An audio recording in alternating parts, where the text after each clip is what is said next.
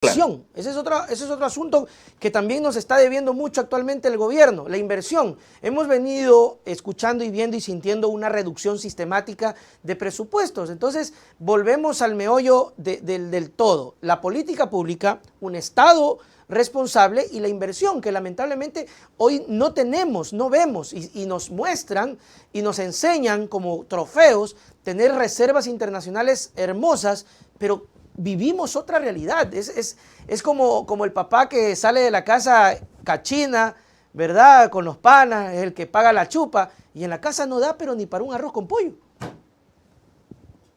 Evidentemente. Y aquí, esta es nuevamente una reflexión que de pronto el gobierno tiene que hacer, una introspección muy fuerte sobre qué implica ese encuentro del que hablábamos hace un año, ¿no es cierto? ¿Qué implica ese encuentro? Encontrarnos de qué forma, encontrarnos para qué nos vamos a encontrar. Y aquí es fundamental reconocer que efectivamente la reflexión suele ser, Nelson, que elegimos un gobierno con unas preferencias que tienden hacia la derecha, ¿no es cierto? Y entonces, pues, no debíamos esperarnos nada distinto.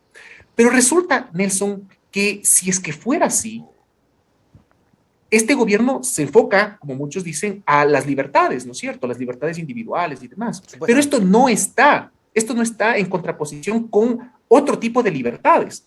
Y simplemente, si es que escucháramos, y en este caso también, por ejemplo, si escucháramos a la academia, si escucháramos a los expertos, podríamos ver, Nelson, que podemos enfocarnos en este momento, podemos encontrarnos en un enfoque hacia las libertades, diría yo.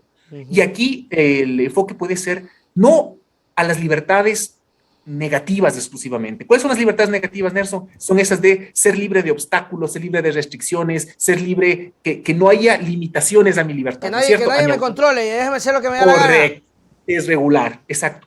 Pero esas se llaman libertades negativas, Nelson. Sí.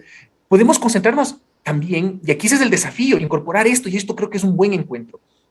¿Por qué no incorporamos las libertades positivas? ¿Y cuáles son las positivas? Las libertades positivas son las libertades para. Soy libre para estudiar.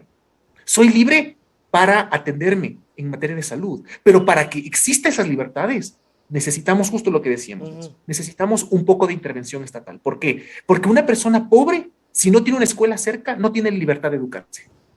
No tiene libertad para educarse. Una persona pobre sin atención de salud de calidad no tiene la libertad para sanar, para curarse, ¿verdad? Y entonces no puedo decir que las personas tienen la elección, porque a eso se reduce la discusión de libertades, ¿no es cierto? No puedo decir que nosotras y nosotros tenemos la libertad de decidir y de actuar en el mundo si es que no tengo opciones reales, ¿no es cierto?, para mi vida. Y entonces ahí es donde entra el Estado, para que esas personas que tienen una situación particularmente vulnerable tengan estas opciones disponibles para ellos. Pablo, ese comentario que no me gusta cuando dice el pobre es pobre porque quiere, estás enfermo porque quieres.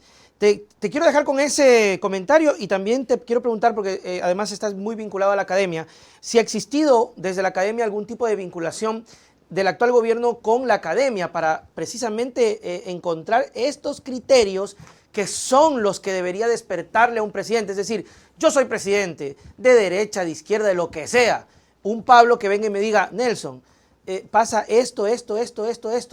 Yo no lo puedo hacer, no soy presidente. Usted es el presidente, Nelson. Por favor, actúe. ¿Ha habido esa vinculación en algún momento? Sí, ha habido distintos espacios.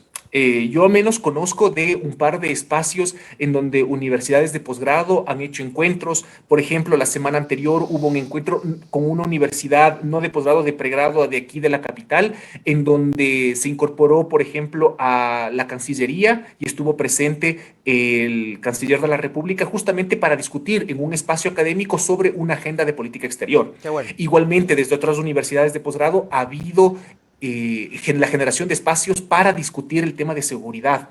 Y desde luego, esta apertura nos da un aliento, ¿no es cierto? Nos da un horizonte de esperanza. Ahora, lo importante va a ser que estos espacios produzcan resultados, Claro, ¿no es cierto? eso le Que iba a estos decir. espacios no sean solamente, estos espacios, Nelson, son un medio para un fin, no son un fin en sí mismo. Entonces, estos espacios tienen que generar resultados y tienen que, ojalá, plasmarse quizás en la política pública de tal manera que nosotros, las y los ecuatorianos, podamos reconocer esa influencia y esa incidencia que tienen los expertos en la toma de decisiones.